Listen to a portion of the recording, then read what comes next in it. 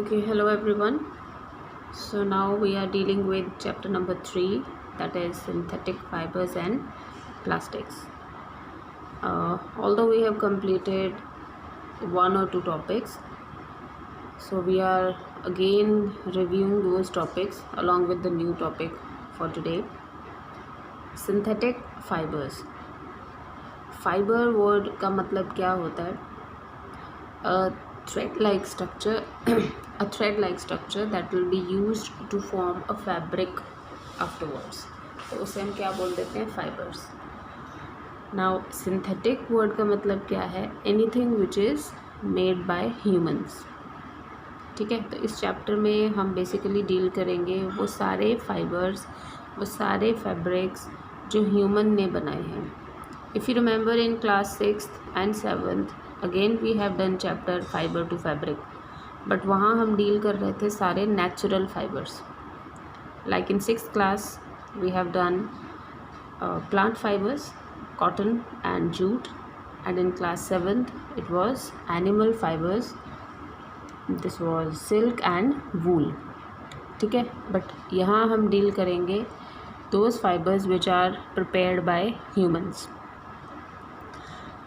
अब synthetic word का मतलब हमेशा ही आर्टिफिशियल होता है, विच इज़ नॉट नेचुरल.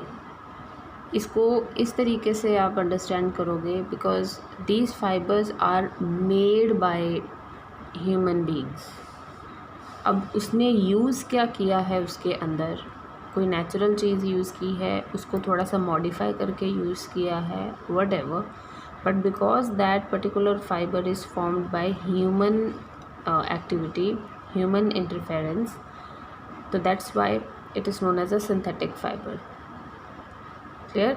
इसको synthetic fiber या man-made fiber हम बोल सकते हैं.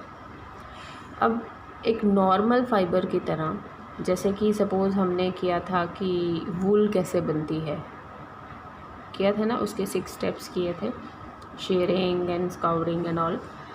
तो अगर हमें वूल भी बनाना है तो first we need the smallest fibre और thread like structure of wool, जिसको आपस में हेयर जो है शीप के, फिर इसको आपस में वोवन करते हैं, रोल आउट करते हैं, रोलिंग के बाद ही वो एक थ्रेड जैसा स्ट्रक्चर बनता है. तो एक बड़ा फैब्रिक छोटे छोटे स्मॉल यूनिट्स ऑफ फाइबर्स को जोड़ के बनता है.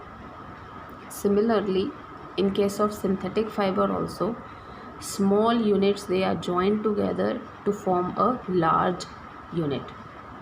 अब ये जो small unit है ये कोई केमिकल सब्सटेंस है. अगर प्योर उसमें कुछ भी नेचुरल यूज़ नहीं हो रहा है, केमिकल्स ही यूज़ हो रहे हैं, तो वो एक कंप्लीट सिंथेटिक फाइबर काउंट होगा.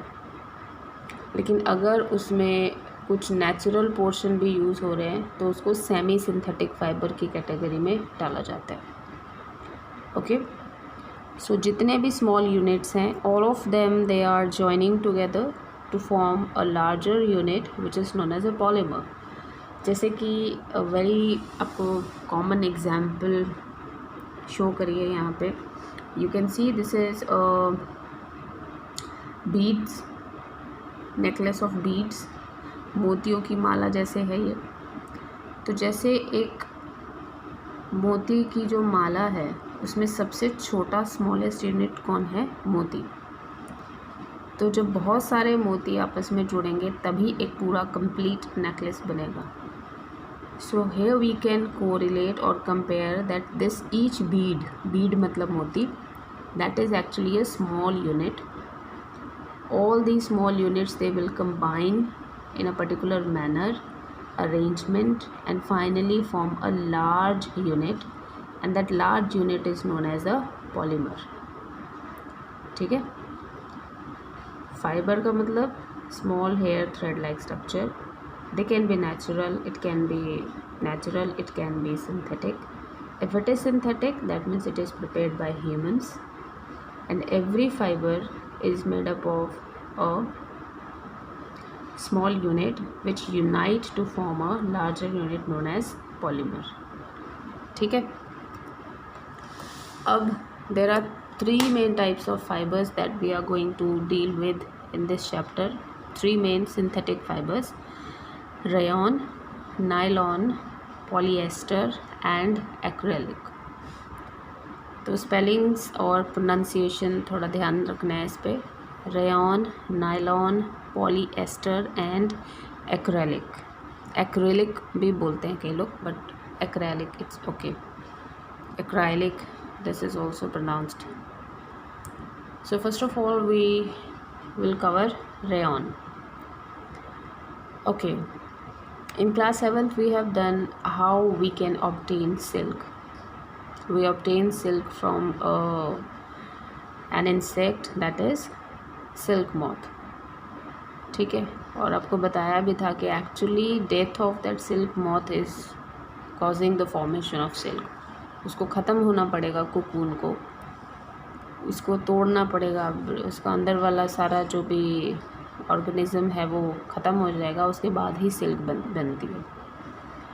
सो वो एक नेचुरल फैब्रिक है, बट उसका जो टेक्सचर है it is so soft, lustrous. Lustrous माने चमकीला। जैसे कि यू कैन सी दिस, ये एक छोटा सा बैग है सिल्क का मेरे पास। यू कैन सी सिल्क है, अगर मैं इसको घुमा रही हूँ तो लाइट की वजह से ये लस्ट्रस है, और टच करने में it is very soft.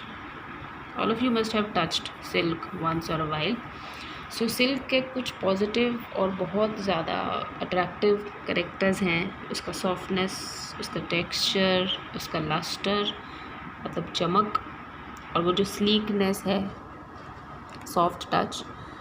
So but उसका जो प्रोसीजर है naturally, that is involving silk moth. तो इसीलिए बहुत सारी countries they are making attempts, बहुत उन्होंने कोशिश की कि इस सिल्क को आर्टिफिशियली प्रिपेयर किया जाए।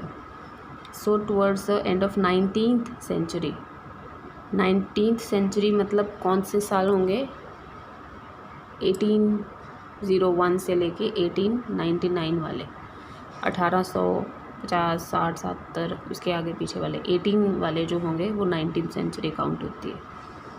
ठीक है ना, जिस सेंचुरी में हम लिखते हैं डेट, उसकी अगली सेंचुरी काउंट होती है हमारी। सो 19th सेंचुरी में साइंटिस्ट ने सक्सेसफुली उस फाइबर को ऑब्टेन कर लिया, जो कि एंड में क्या कहलाया, रेयॉन। ठीक है, अब इस रेयॉन की प्रॉपर्टीज़ काफ़ी हद तक it was similar to that of silk. अब सिल्क तो हमें मिलता है उससे, बट उसे सिल्क मॉथ से, जबकि रेयॉन हमें मिलता है वुड पल्प। जो वुड होती है, पेड़ होते हैं, पेड़ों को अगर हम कट करेंगे, उसके सेंटर में जो उसका पल्प होता है उसको केमिकली, उसमें केमिकल्स डाल के, उसकी ट्रीटमेंट करके, उसमें से हम रेयॉन को बनाते हैं। So that's why rayon is also known as artificial silk. But क्योंकि इसका सोर्स क्या है, बनाया किसको यूज़ करके है, एक नेचुरल चीज़ को, नेचुरल चीज़ मतलब वुड पल्प, तो इसको हम नेचुरल फाइबर क्यों नहीं बोल रहे, क्योंकि ये खुद अपने आप नहीं बनता रेयॉन, हम इसको केमिकल ट्रीटमेंट देके बनाते हैं। ठीक है, आई एम रिपीटिंग, रेयॉन बनाने के लिए जो मटेरियल यूज़ हुआ है दैट इज़ नेचुरल, बट बना कैसे है, not naturally, by the action और with the help of human. ठीक है, तो इसीलिए रेयॉन को सेमी सिंथेटिक फाइबर भी बोल सकते हैं, formed from a natural source but formed with the help of human activities. ठीक है, और अगर इसको कंपेयर करेंगे सिल्क के साथ तो इसका टेक्सचर, सॉफ्टनेस तकरीबन सिल्क जैसी ही है, बट इसका जो प्राइस है वो सिल्क से बहुत बहुत कम होता है। इसको चीपर सिल्क भी बोला जाता है काफ़ी जगहों पे। तो इससे आप ड्रेसेस बनती हैं, कारपेट्स भी बनते हैं, कर्टन्स भी बनते हैं, बहुत कुछ बन जाता है। Anything, wherever we want to use something very shiny and soft, we can make use of rayon. ऐसा नहीं है कि सिल्क नहीं बनता है अब, बट उसकी कॉस्ट बहुत ज़्यादा है। ओके, अब रेयॉन की एक और plus point, that rayon can be dye into variety of colours. ठीक है, फिर रेयॉन को हम कॉटन के साथ मिक्स भी कर सकते हैं, मीन्स किसी और फाइबर के साथ मिक्स करके इसको एक मिक्स्ड फाइबर भी बना सकते हैं। जैसे कि बेडशीट्स आपके घरों में होती हैं, बेडशीट कॉटन की भी होती हैं, प्योर सॉफ्ट लगेंगी। कुछ बेडशीट होती हैं अगर उस पर आप हाथ फेरोगे तो वो सॉफ्ट सॉफ्ट लगेंगी, बीच बीच में कहीं कहीं से वो सॉफ्ट सॉफ्ट फील होती हैं, सिल्की टाइप।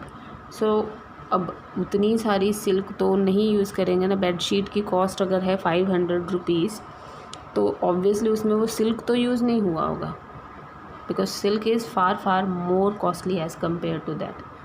सो वहाँ हम किसको यूज़ कर लेते हैं, रेयॉन को।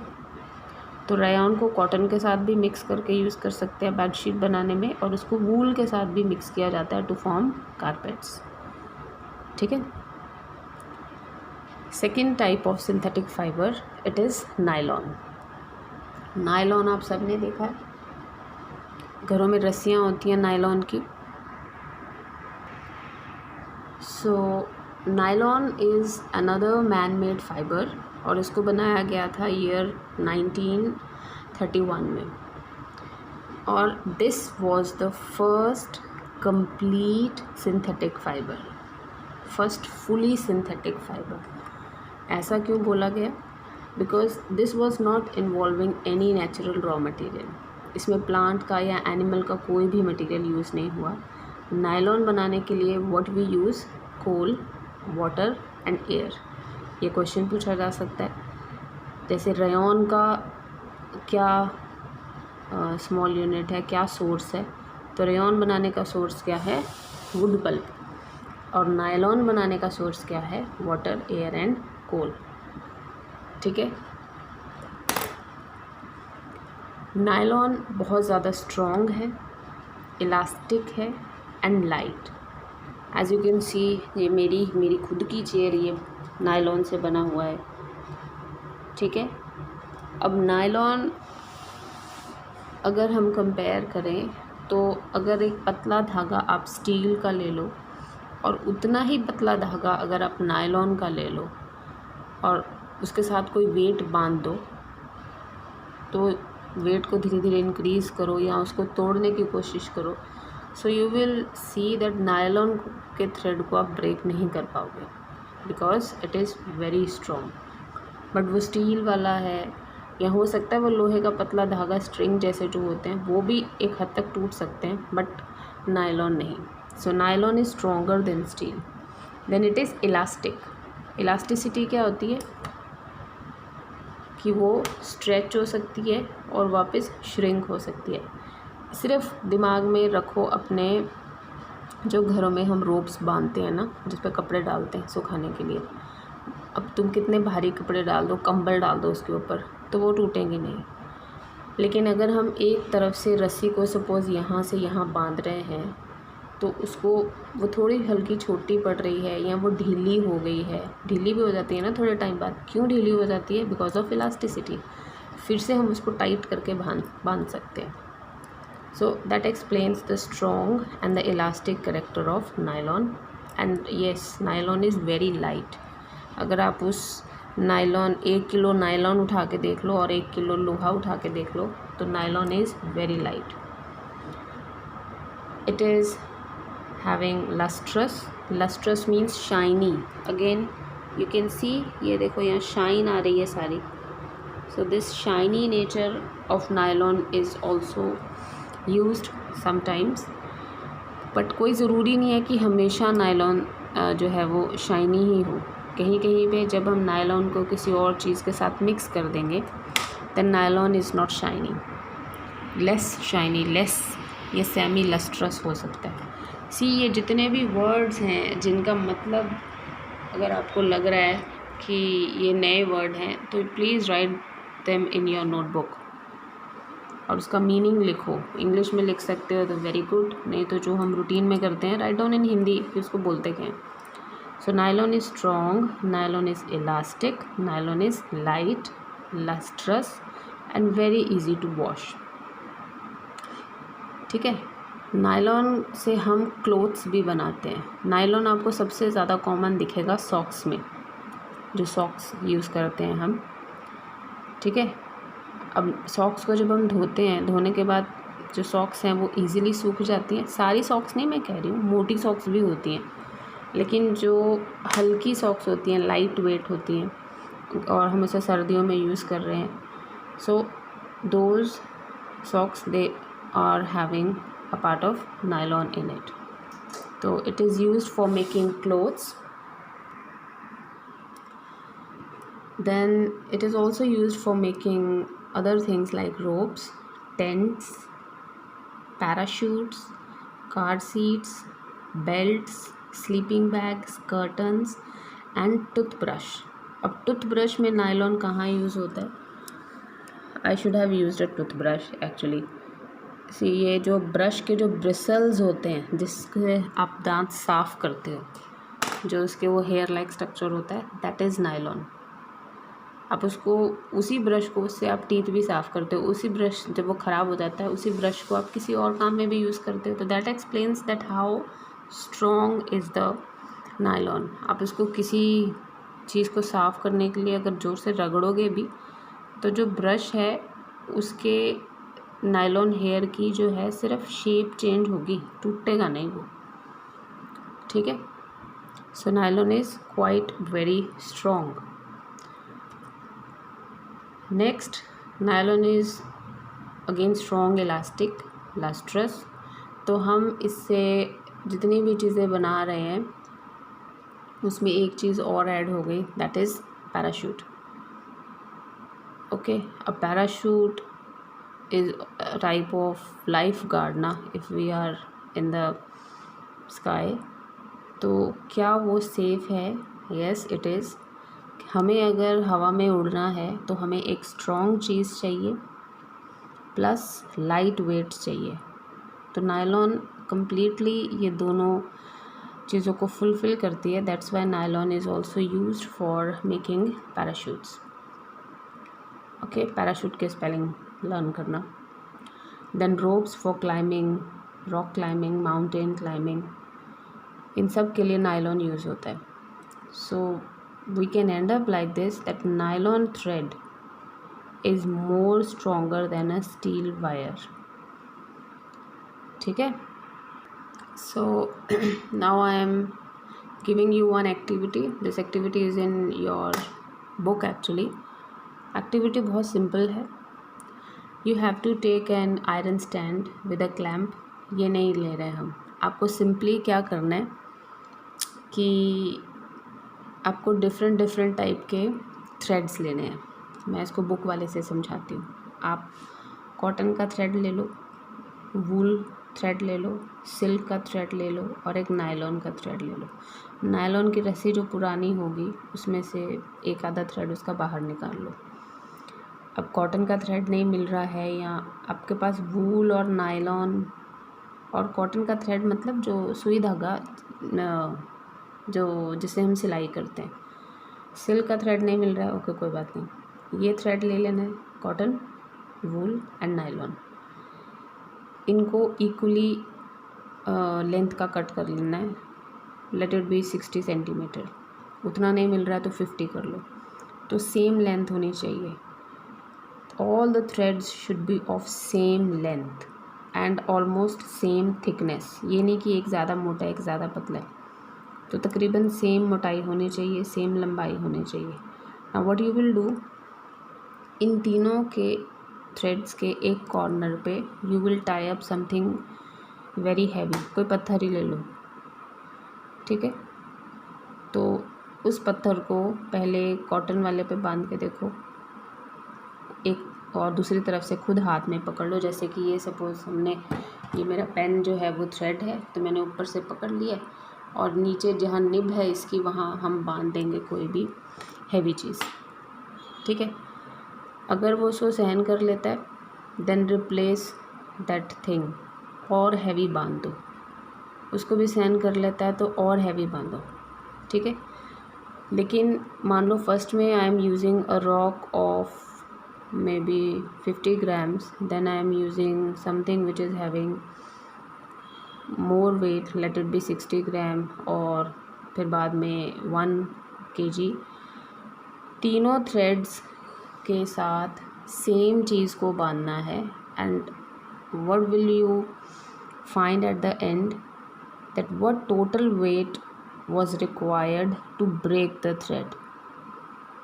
वैसे तो इसको वेइंग, जो हमारे पास वेट होते हैं, छोटे छोटे वेट्स आते हैं, जैसे कि कोई चीज़ तोलनी हो तो साइड में वेट्स रखे होते हैं ना, तो उनको बांध सकते हैं कि पहले हमने 250 ग्राम बांधा तो उसको कुछ नहीं हुआ, फिर 500 बांधा, देन 1 kg, सपोज़ जो है 1 kg पे जाके वो टूट गया, तो आपको सिर्फ ये चेक करना है कि कॉटन, वूल और नायलॉन ये कितने वेट को सहन कर पाएगा, कितने पर्टिकुलर वेट के बाद ये ब्रेक हो जाएगा, और उसके बाद आपको अरेंज करना है इन तीनों को according to the increasing strength. वैसे तो इसका जवाब बहुत क्लियर है, देख के भी पता लग सकता है। नायलॉन तो मैं बार बार बोल ही रही हूँ कि बहुत ज़्यादा स्ट्रॉन्ग है, बट इन दोनों का आप क्लियर करो, क्योंकि कई बच्चों को इसमें कन्फ्यूजन पक्का रहेगा कि cotton is having more stronger fibre, wool is less. तो सिंपल अपने घर में जो धागा होता है, कॉटन थ्रेड, रील, सुई धागा वाला, उस धागे को आप एक पीस लेके और वूल का पीस लेके दोनों में से किसी एक को तोड़ के देखो कि तुमको किस में ज़्यादा ज़ोर लग रहा है तुम्हारा। और बाकी दूसरी जो एक्टिविटी है, you can make a small video of it if somebody is interested, और मुझे वो दिखाना कि how you are doing that। So I think this is enough for today. Tomorrow we'll take up the last 2 types of synthetic fiber, that is polyester and acrylic, and the activity accordingly। ठीक है, अभी तक के जितने भी इसमें आपको difficult words लग रहे हैं, write them, note them in your notebook. Okay, ठीक।